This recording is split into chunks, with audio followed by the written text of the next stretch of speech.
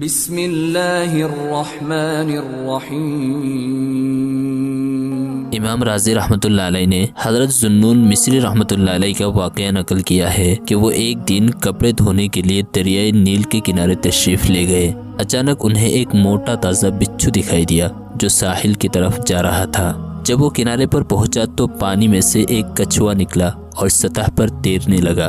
بچھو نے جب اسے دیکھا تو وہ کود کر اس کی پشت پر سوار ہو گیا۔ کچھوا اسے لے کر دوسرے کنارے کی طرف چلا۔ حضرت ذوالنون رحمۃ اللہ علیہ فرماتے ہیں کہ میں تہبند باندھ کر دریا میں اتر گیا اور ان دونوں کو دیکھتا رہا یہاں تک کہ وہ دریا کے اس پار پہنچ گئے۔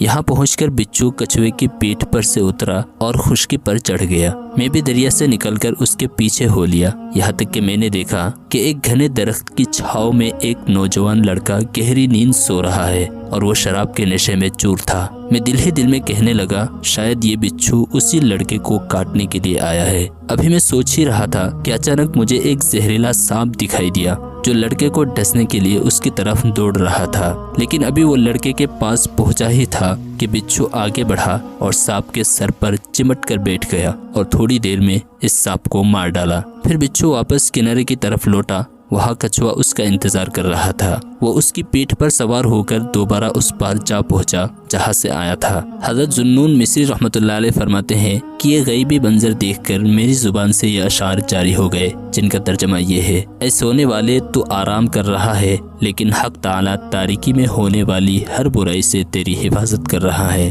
آنکھیں غافل ہو کر کیسے ہو سکتی ہے ایسے بادشاہ سے جس سے تجھے اچھی اچھی نعمتیں حاصل ہوتی ہیں۔ حضرت ذوالنون مصری رحمۃ اللہ علیہ کے یہ اشعار سن کر لڑکا نیند سے بیدار ہوا تو ایک بڑا سا سانپ بھی قریب ہی مرا ہوا دیکھا اور حضرت نے اس کو تمام واقعہ تفصیل سے سنایا۔ اس پر اس واقعہ کا اتنا اثر ہوا کہ اس لڑکے نے سچی توبہ کی اور لہو و لعب کو چھوڑ کر نیکیوں کا راستہ اختیار کر لیا۔